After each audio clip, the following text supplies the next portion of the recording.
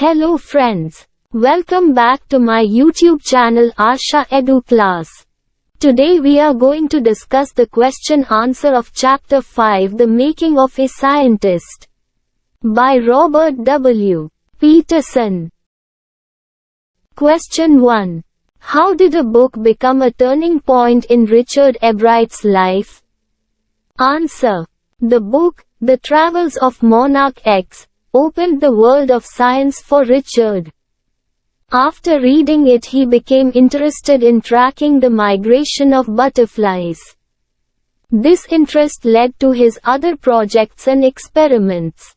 Finally, he became a great scientist. Question 2. How did his mother help him? Answer. Richard's mother proved to be a great help. She took him on trips and bought scientific equipment for him. She spent all her time setting up challenges for him. This helped him to learn a lot. She presented him with the book, The Travels of Monarch X. The book changes Richard's life forever. Question 1. What lesson does Ebright learn when he does not win anything at a science fair? Answer. Ebright exhibited slides of frog tissues at a science fair. He did not get any prize. He learned an important lesson that science is not just about the display. It is about projects and experiments. He began conducting experiments from that day onwards. Question 2. What experiments and projects does he then undertake? Answer. He undertook many projects and experiments. He worked on viceroy butterflies to show that they copied monarch butterflies. He studied bright spots on the monarch pupa and discovered a new hormone. Also, he found out how cells read their DNA. Question 3. What are the qualities that go into the making of a scientist? Answer. There are 3 essential qualities that make a scientist. The first is a first-rate mind. Next is the presence of curiosity. Last but not the least, it is the will to do the best and win. Question 1. How can one become a scientist, an economist, a historian? Does it simply involve reading many books on the subject? Does it involve observing, thinking, and doing experiments? Answer. Reading many books on a subject is not enough. One must develop the skill of observation and thinking. Experiments need to be done. One needs to have curiosity to explore and find new things. Above all, one must work hard and not get upset by failures. Question 2. You must have read about cells and DNA in your science books.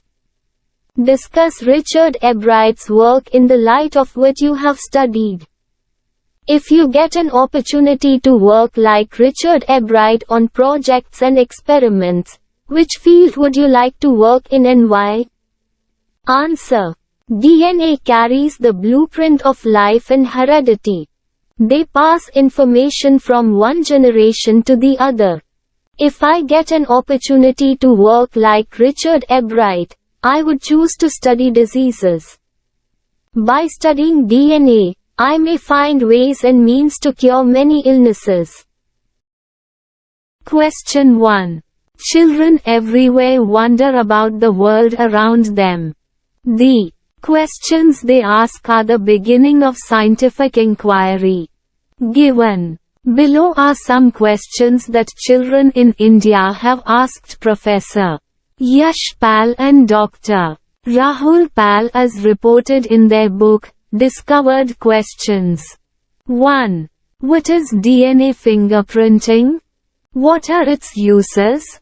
2. How do honeybees identify their own honeycombs? 3. Why does rain fall in drops? Can you answer these questions? You will find Professor Yash Pal's and Dr.